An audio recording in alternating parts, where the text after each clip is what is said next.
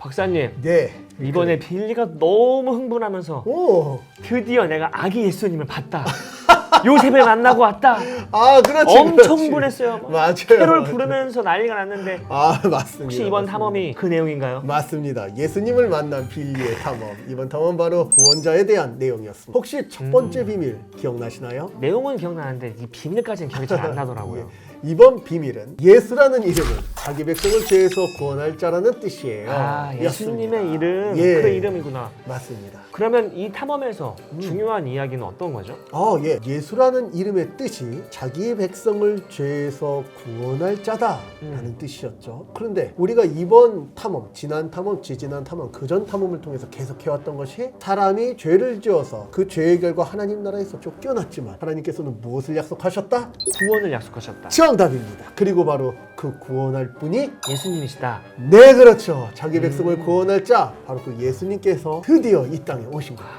그래서요? 예수님께서 이 땅에 오셨기 때문에, 그리고 우리를 죄에서 구원하러 오셨기 때문에 예수님의 탄생은 아주 평범한 사람으로 태어나시는 탄생이어야 했고요.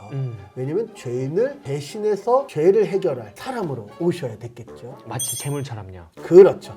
그런데 또 한 가지. 그러나 예수님께서는 이스라엘 백성들이 제물을 바칠 때 금없고 깨끗한 동물을 제물로 삼았던 것처럼 죄가 없는 의인으로 오셔야 죄를 해결하시는 분이 되실 수 있습니다. 그렇죠, 그렇죠. 근데 이게 굉장히 문제였어요. 왜냐면 아담과 하와의 범죄 이후에 태어나는 모든 사람들은 이 아담과 하와의 죄를 따라서 죄인으로 처음부터 태어나서 맞아요. 평생토록 죄를 짓고 살다가 죄인으로 죽을 수밖에 없었거든요. 그래서 예수님께서 사람으로 오시지만 아담의 죄를 따르지 않는 새로운 사람으로 오시는 게 필요했습니다. 그래서 예수님께서는 성령으로 잉태된 게 정답입니다. 다윗의 후손인 요셉과 약혼한 마리아를 통해서 태어나셨지만 요셉과 마리아가 동침하기 전에 성령으로 잉태하셔서 아담의 죄를 따르지 않으시면서도 약속하셨던 대로 여자의 후손이자 다윗의 후손으로 오시는, 죄로부터 우리를 구원하시는 분으로 오신 것입니다.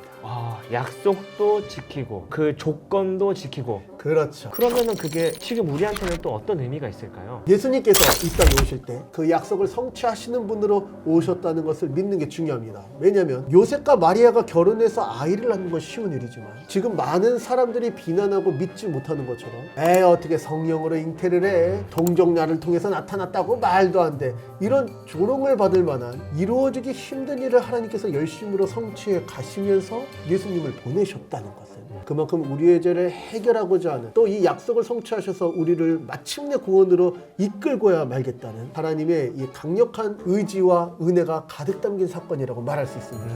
물론 예수님께서 바로 그 하나님이시기도 하고요. 그래서 이 사실을 믿고 우리 같은 죄인들, 오늘도 쉽게 죄를 범하고 실패하는 우리를 구원하시기 위해서 우리의 구원을 이루어 주셨다는 이 사실을 믿는 것은 날마다 죄와 싸우며 거룩을 추구하는 우리에게 정말 중요한 의미가 되겠죠. 하나님의 열심히 우리를 마침내 구원으로 이끄실 거다. 인도하신다. 할렐루야. 아멘. 박사님, 네. 그러고 보니까 또 빌리가 그런 얘기도 하더라고요. 이번에 탐험에서 내가 시간 여행을 했다. 맞아요. 원래 시간 여행을 하고 있는데 또 그 안에서 또 시간 여행을 했다고 막 내가 막 며칠 몇 날을 막 혹시 지나갔다 그 얘기를 하던데. 맞아요. 타임슬립. 예, 이번 비블워치의 새로운 기능입니다. 그게 이번에 시간이 지나가면서 아마 동방박사들이 났던 그 시간대로 넘어갔던 그 맞습니다. 이야기 맞나요? 예, 맞습니다. 두 번째 비밀은 바로 약속대로 구원을 이루실 그리스도께서 이 땅에 오셨어요입니다. 왕의 탄생과 동방박사들의 이야기 같이 나오는 그런 이야기 맞죠? 정확합니다. 약속대로 구원을 이루실 그리스도께서 이 땅에 오셨어요. 자, 이렇게 할 때 그리스도가 오셨다, 이 말을 이해하는 것이 아주 중요합니다. 그리스도라는 말은 헬라어인데요. 히라버. 헬라어 그리스도라는 말은 히브리어, 이스라엘 백성들의 언어로는 메시아입니다. 메시아를 헬라어로 번역한 게 바로 그리스도죠. 메시아, 우리에게 익숙하지 않습니까? 익숙합니다. 메시아는 기름 부음 받은 자라는 뜻인데요. 왜 사람들이 그렇게 메시아를 기다렸냐면 하나님께서 다윗의 후손을 통해서 영원토록 쇠하지 않는 하나님의 나라를 이루시겠다고 다윗에게 약속하셨던 그 약속 때문이었습니다. 그러니 언젠가 다윗의 후손으로 왕의 기름을 부을 자가 온다면 하나님께서 약속하셨던 그 약속이 이루어지겠지.